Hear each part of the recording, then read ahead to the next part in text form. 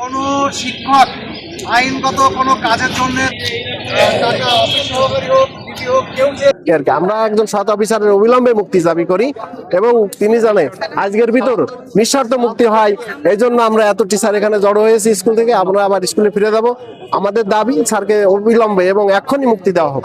আমাদের যশোরে সর্বস্তরের মানুষের কাছে এটি প্রমাণ আছে যে আশরাফুল আলম স্যার একজন ভালো মানুষ এবং আমাদের ডিপি অফিসে কোনো ঘুষ লেনদেন হয় না।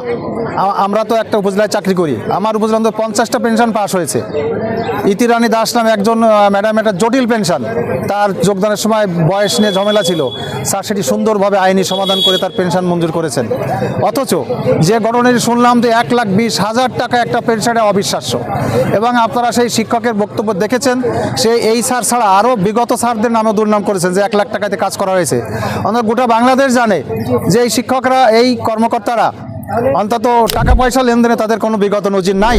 সে যেটাকে তুলে ধরতে চেয়েছে, এতে আমরা স্পষ্ট যেটা পরিকল্পিত এবং ষড়যন্ত্র। আশরাফুল আলম স্যারকে অ্যারেস্ট করা হয়েছে, সেখানে তিনি ওয়াহিদুল আলম স্যারের কথা তুলে আনছেন, মানে যে উনি আরও কিছুকে জড়াতে চাচ্ছে, অর্থাৎ এটা পরিকল্পিত। এবং এই শিক্ষক নিজেই একজন অত্যন্ত উচ্ছৃঙ্খল মানুষ, তার বিগত আমলনামা খুবই খারাপ, তার বিরুদ্ধে ধর্ষণের মামলা, জেল খাটা, উপবৃত্তির অর্থ আত্মসাৎ করা, বহু অভিযোগে তিনি অভিযুক্ত। আর একজন এত অভিযুক্ত মানুষের অভিযোগে একজন সৎ কর্মকর্তা আজকে অ্যারেস্ট হয়েছেন, দুদক কর্তৃক মান সম্মানের ক্ষতি হয়েছে। আমরা অত্যন্ত ব্যথিত।